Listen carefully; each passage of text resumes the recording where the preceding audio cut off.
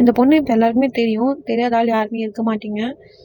So என்ன அப்படின்னா, இந்த பொண்ணு வந்து கொஞ்சம் ரீசெண்டாக தான் மேரேஜ் ஆச்சு இவங்களுக்கு. பொண்ணுக்கு ஜுவல்ஸு, காரு இந்த மாதிரி ஏகப்பட்டது பண்ணியிருக்காங்க. அதுவுமே பத்தலன்ட்டு அவங்க வீட்டில் அவங்க மாமனார், மாமியார், ஹஸ்பண்ட் 3 பேரும் சேர்ந்து வரதட்சணை கொடுமை பண்ணி உடம்பாலையும் மனசாலையும் ரொம்ப வேதனை அனுபவிச்சு அவங்களால இந்த டார்ச்சர் தாங்க முடியாமல் அதனால் அவங்க சூசைட் பண்ணிட்டு இறந்துட்டாங்க. இப்போ அவங்க நம்ம கூட இல்லை.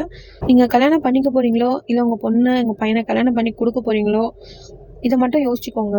காசு பணம் இருக்கான்னு ஃபஸ்ட்டு பார்க்காதீங்க.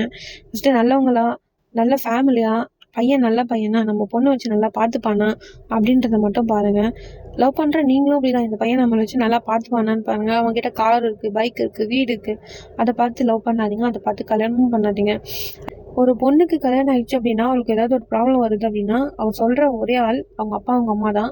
ரீசெண்டாக அவங்க அப்பா வந்து ஒரு வீடியோவில் சொல்லியிருந்தாரு, ஒருத்தனுக்கு ஒருத்தியாக என் பொண்ணு செத்துட்டா, அதை நினச்சி எனக்கு பெருமையாக இருக்குது அப்படின்னு சொல்லிட்டு. ஒரு பொண்ணு ஒரு கல்யாணம் பண்ணி கொடுத்த இடத்துல வந்து இவ்வளோ டார்ச்சர் பண்ணி உடம்பாலையும் மனசாலையும் இவ்வளோ டார்ச்சர் அனுபவிச்சிருப்பான். அந்த ஒரு இதுவும் இல்லாமல் என் பொண்ணு ஒருத்தனுக்கு ஒருத்தியாக இருந்து செத்துட்டா அப்படின்ட்டு மீன் பண்ணுறாரு. அதுலேருந்தே தெரியுது ஒரு ப்ராப்ளம்னு அந்த பொண்ணு சொல்லியிருந்தா என்ன சொல்லியிருப்பாரு அப்படின்ட்டு ஒரு கெஸ் பண்ண முடியுது. ஸோ மேபி அந்த பொண்ணுக்கு யாராச்சும் கூட இருந்து அவள் ப்ராப்ளம் இருக்கும்போது நான் உன்னை பார்த்துக்கிறேன், அதெல்லாம் ஒன்றும் இல்லை அப்படின்ட்டு ஒரு ஆறுதலாக பேசியிருந்தா அந்த பொண்ணு இந்நேரத்துக்கு உயிரோடு இருந்திருக்கலான்னு தோணுது. இது காசு பணம் எல்லாமே குறை இல்லாமல் தான் இருக்குது. ஆனால் இந்த பொண்ணோட லைஃப் பார்த்தீங்களா எப்படி இருக்குன்ட்டு.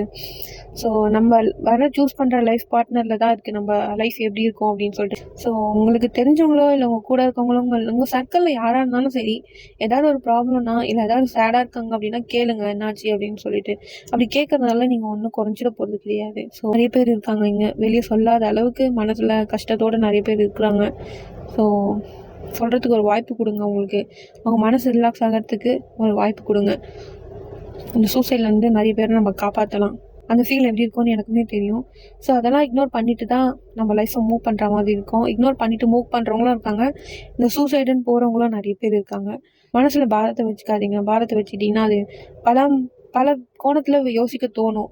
யோசித்து உங்கள் மைண்ட் வந்து சூசைடுன்ற ஒரு லெவலுக்கு போக சொல்லி தூண்டிடும். அதுக்காக தான்.